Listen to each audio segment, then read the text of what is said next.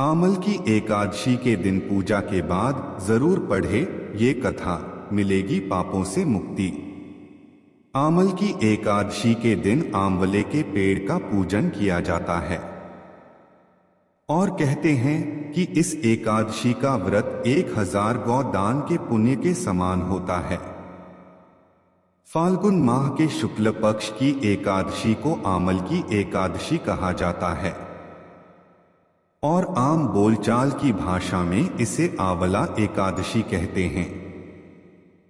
वहीं कुछ जगहों पर इसे रंगभरी एकादशी के नाम से भी जाना जाता है।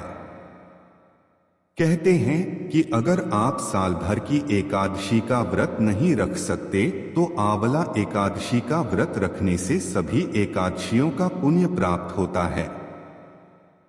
यह व्रत 1000 गौ दान के समान पुण्य देता है और व्यक्ति को समस्त पापों से मुक्ति दिलाता है। इस साल आंवला एकादशी का व्रत 20 मार्च 2024 बुधवार के दिन रखा जाएगा। ऐसे में पूजा के बाद व्रत कथा अवश्य पढ़नी चाहिए। आमल की एकादशी व्रत कथा 1। पौराणिक मान्यताओं के अनुसार ब्रह्मा जी की उत्पत्ति भगवान विष्णु की नाभि से हुई है। एक बार ब्रह्मा जी ने परब्रह्म की तपस्या कर स्वयं को जानने का प्रयास किया।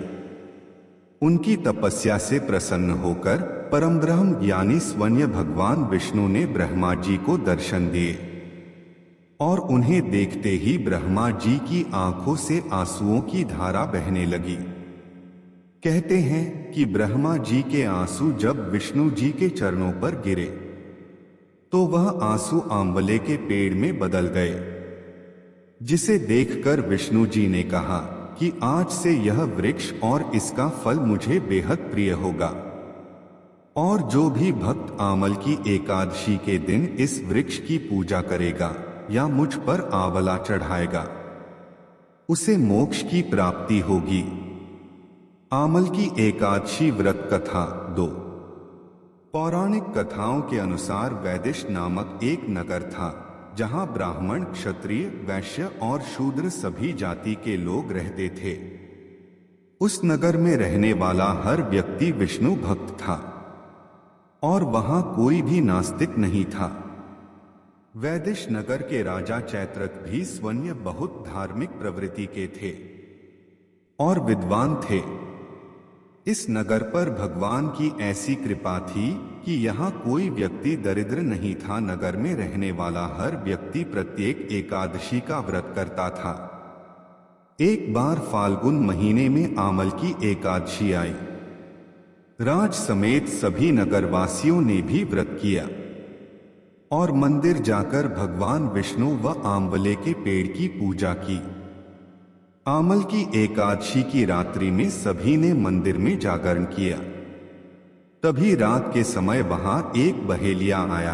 वह बहेलिया घोर पापी था, लेकिन वह भूख और प्यास व्याकुल था, इसलिए मंदिर के कोने में बैठकर जागरण देखने लगा और विष्णु भगवान व एकादशी महात्म्य की कथा सुनने लगा।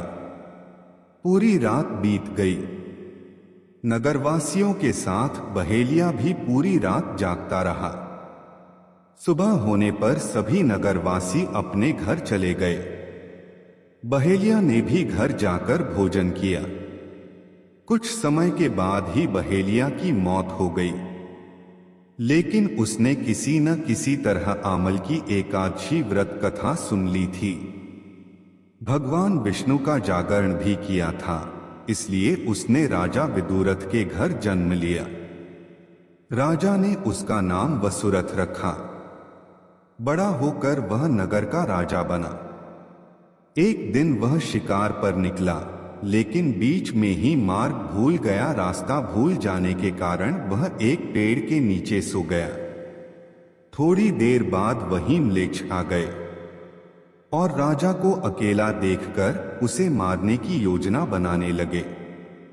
म्लेच्छ आपस में बातचीत कर रहे थे कि इसी राजा के कारण उन्हें देश निकाला दिया गया, इसलिए इसे हमें मार देना चाहिए।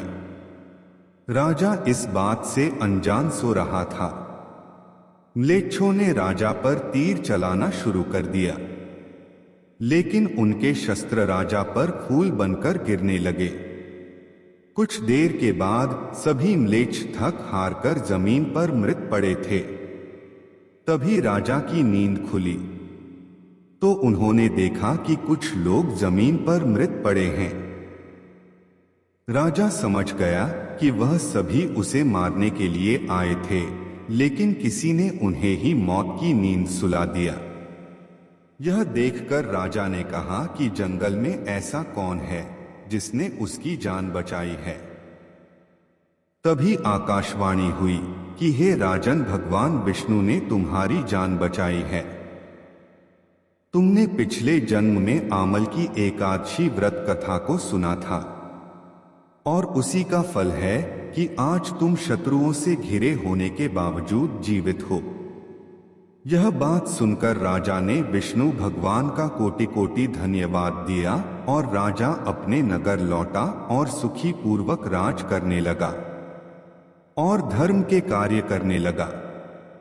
दोस्तों, अगर आप आगे भी ऐसी धार्मिक कहानी सुनना चाहते हैं तो वीडियो को लाइक करें और चैनल पर नए हो तो चैनल को सब्सक्राइब करें।